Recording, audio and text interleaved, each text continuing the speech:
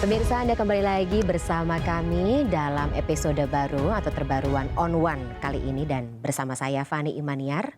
Dan dalam 2 pekan ini kita tahu bahwa ada suatu kasus, ya katakanlah 3 pekan belakangan lebih tepatnya, yang cukup mengundang perhatian dari publik. Dan 2 pekan belakangan kasus tersebut atau kasus penganiayaan yang mengakibatkan kerusakan berat atas kondisi kesehatan Kristalino David Ozora ini juga menjadikan perhatian dari publik tersebut tertuju kepada beberapa sosok yang saat ini sudah ditetapkan sebagai tersangka oleh kepolisian dari Polda Metro Jaya. Salah satunya adalah anak yang berkonflik dengan hukum. Saya kembali akan menekankan untuk menggunakan terminologi anak yang berkonflik dengan hukum dalam episode One on One kali ini karena memang itulah yang sudah ditetapkan oleh aturan perundang-undangan terkait dengan pidana anak dan juga peradilan anak, serta memang kondisinya tersangka ini merupakan salah satu anak yang berusia di bawah umur, masih berusia 15 tahun, yakni AG. Dan kemarin Kejaksaan Negeri Jakarta Selatan menetapkan berkas atau pemberkasan dari AG ini adalah P21 yang berarti penyidikan akan dilanjutkan ke tahap selanjutnya.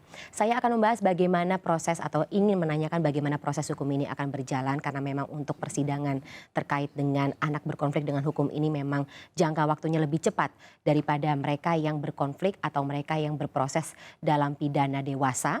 Sehingga memang tentunya akan ada sedikit adjustment atau penyesuaian terkait dengan bagaimana tim kuasa hukum khususnya untuk melakukan strategi dan juga langkah hukum ke depannya.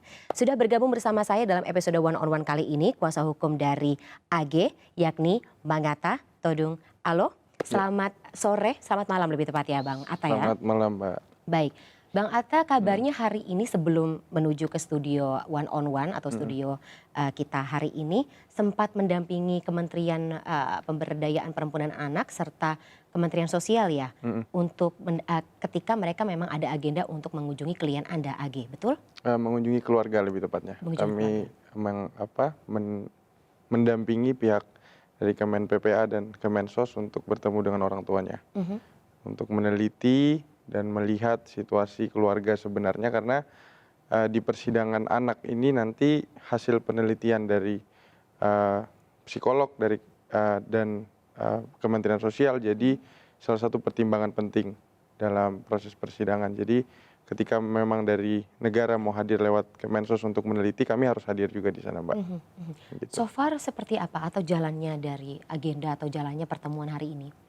Tadi memang ada pertemuan tertutup pastinya antara orang tua dan pihak Kemensos lebih ke menyampaikan kira-kira proses ke depan akan bagaimana. Terus kunjungan ini memang karena anak AG ini sekarang sedang dititipkan di penitipan yang memang di bawah Kementerian Negara, Kemensos lebih tepatnya. Jadi mereka akan juga melaporkan kira-kira nanti perkembangan dan proses ke depannya gitu. Oke. Kalau reaksi dari orang tua sendiri ini, kedua orang tuanya sama-sama hadir dalam pertemuan hari ini? Iya, akhirnya karena di rumah dilakukan, jadi tadi ada ayahandanya yang sedang sakit tadi juga hadir dan ibunya juga ada di sana. Reaksi kedua orang tua bagaimana Bang Atta? Ini yang kami nanti sudah jelas Mbak, pasti tadi ada drama sedikit, ada sedih, nangis. Terpukul pastinya dengan kondisi ini dan kondisi melihat juga kondisi Ananda David pastinya. Karena memang orang tua dari anak AG ini juga kenal sama Ananda David pasti. Oh iya. Jadi mereka prihatin dengan kondisi ini kalau saya lihat dan beberapa kali pendampingan agak terhambat, makanya saya agak terlambat tadi Mbak. Karena memang ada berapa kali nangis dan lain-lain Mbak. Gitu. Tapi kalau sejauh ini lagi-lagi dari keluarga AG sendiri begitu ketika melihat bagaimana sampai dengan saat ini perkembangan kasus, kemudian juga tentunya perkembangan kondisi dari Ananda David sendiri begitu, ada keinginan untuk katakanlah menjenguk atau permintaan untuk bertemu dengan orang tua dari korban begitu?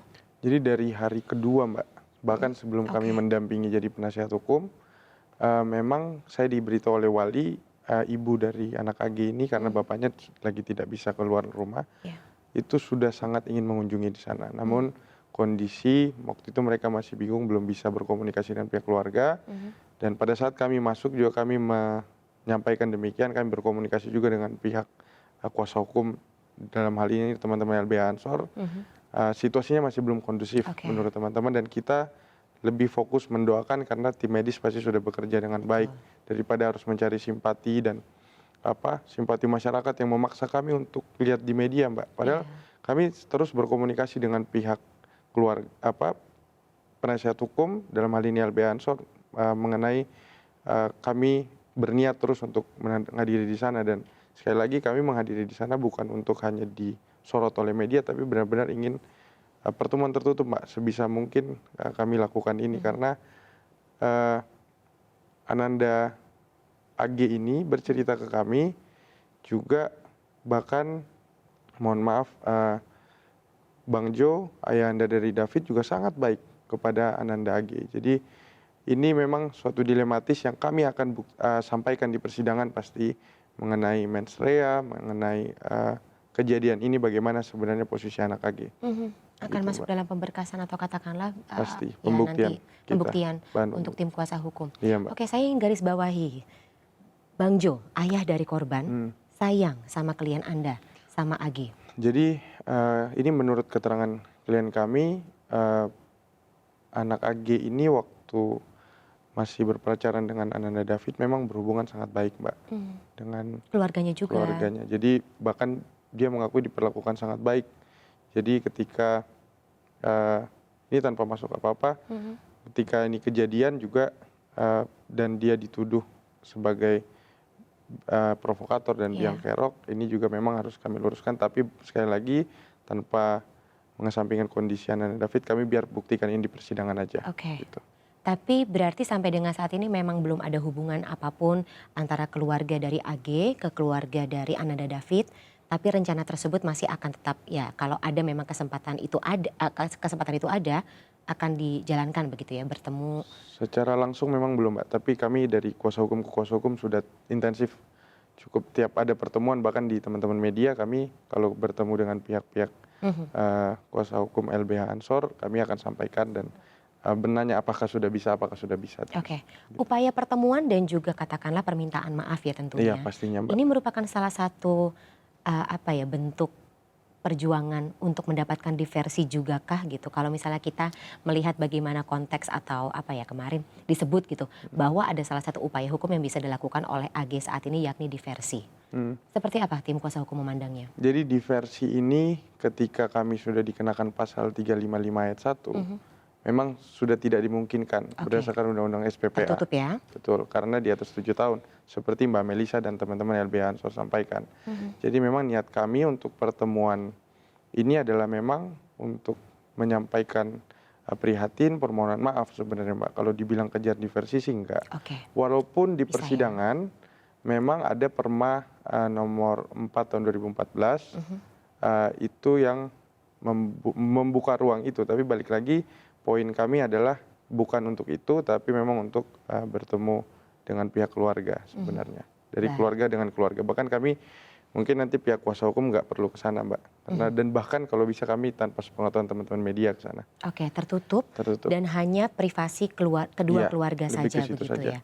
Baik, terpisah dari proses hukum. Ini hanya pasti untuk urusan kemanusiaan seperti Mbak. itu. Betul, Mbak. Baik, saya masuk ke topik terkait dengan kemarin ketika klien Anda datang ke Kejari Jakarta Selatan untuk tadi pemberkasan atau sudah masuk ke tahap P21 seperti itu. Kalau boleh dijelaskan sedikit Bang Atta, apa saja kemarin yang berjalan? Jadi kemarin kami dari tempat penitipan anak AG itu ke Polda dulu untuk pemeriksaan kesehatan dan finalisasi berkas. Dan pastinya tim Polda juga koordinasi dengan pihak Kajati. Setelah berkas rampung disampaikan ke Kejaksaan Negeri, baru kami serah terima di sana dari kepolisian dengan pihak Kejaksaan Negeri untuk pengecekan barang bukti dan lain-lain. Kami hadir juga bersama teman-teman dari Kemen PPA yang terus hadir memberikan support dari psikolog, tim psikolognya. Bahkan tadi kemarin ada Bu Asdep langsung dari Asisten Deputi Kemen PPA hadir. Terus ada juga dari Kemensos pastinya yang selalu hadir untuk membersamai proses kemarin. Jadi di sana kita anak AG sempat ditanyakan beberapa pertanyaan Berkaitan dengan? Berkaitan dengan BAP yang sudah disampaikan di kepolisian dan beberapa hal mengenai langkah-langkah ke depan juga di brief secara singkat lah. Oke. Dan AG pasti memang sudah diberikan atau disounding oleh tim kuasa hukum sebelumnya. Iya. Tapi bagaimana reaksi atau kondisi klien Anda kemarin ketika pemeriksaan? Dengan kami pasti memberitahukannya dengan bahasa sederhana ya Mbak, karena pemahamannya dia juga masih berbeda. berbeda dengan kita. Tapi kemarin pada saat penyerahan memang ada beberapa kejadian yang kami juga cukup terenyuh, dan pihak kejaksaan juga kami sangat apresiasi karena memberikan ruang kepada anak AG untuk bisa menenangkan diri, karena kemarin diperlihatkan beberapa bukti, termasuk ada beberapa bukti yang membuat dia kan ada baju yang sedang dia pakai, termasuk tersangka M dan Ananda korban, dan itu ada pada saat melihat baju Ananda korban sempat dihentikan dulu proses konfirmasi alat bukti, karena tim kejaksaan juga melihat Ananda AG menangis di situ Mbak, gitu. Cukup lama sampai akhirnya makanya agak terlambat kemarin proses serah terimanya. Menangis dalam kondisi yang tidak biasa, karena kan maksudnya kalau kondisi atau gestur menangis kan juga bisa diartikan berbeda-beda begitu ya Bang Atta. Kalau dari perspektif Anda dan mungkin juga asesmen yang dilakukan oleh Kementerian PPPA dan juga Kemensos, tangis atau reaksi yang dilakukan timbul dari AG kemarin itu bentuk apa?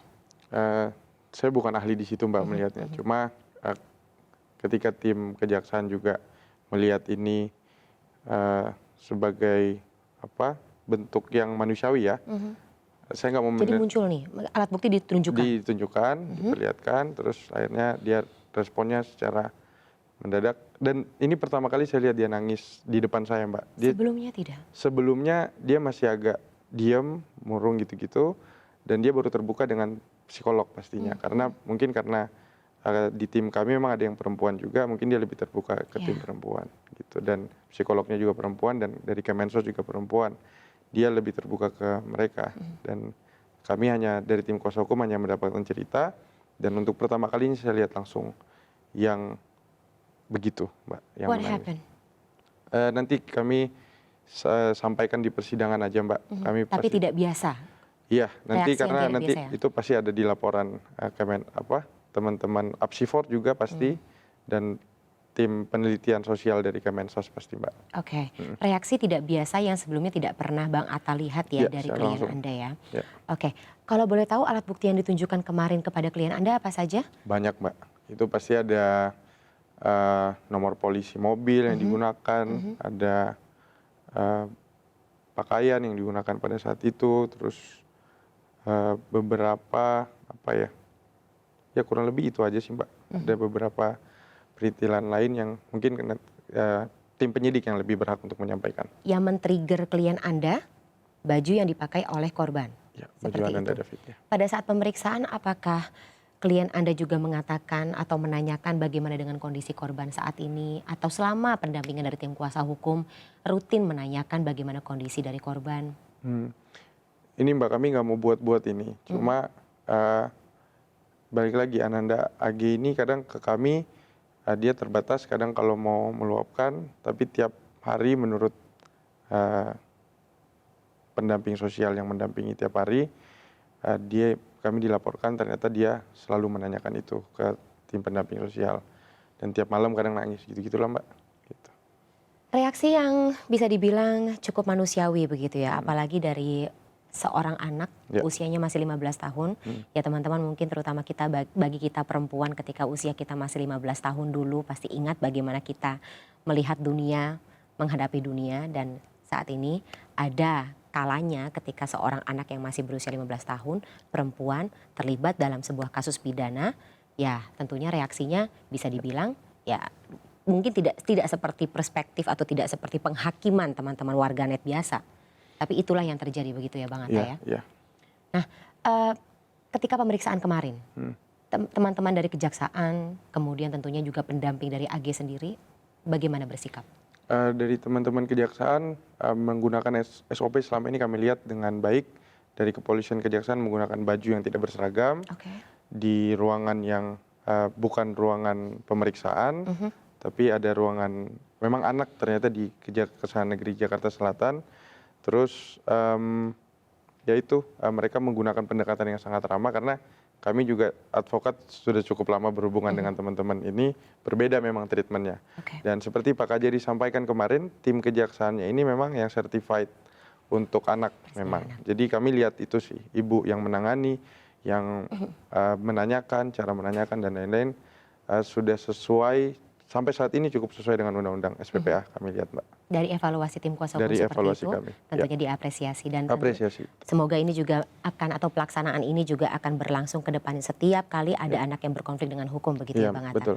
Bang Atta, saya masih ingin menggali terkait dengan bagaimana proses hukum ini akan berjalan ke depannya karena pekerjaan tentunya pekerjaan ini akan semakin berat kalau kita lihat bagi tim kuasa hukum tentunya ya. Tapi di segmen berikut ya Bang Atta, Iya, Mbak. kita jeda sejenak pemirsa, program One on One akan kembali setelah jeda berikut. Tetaplah bersama kami.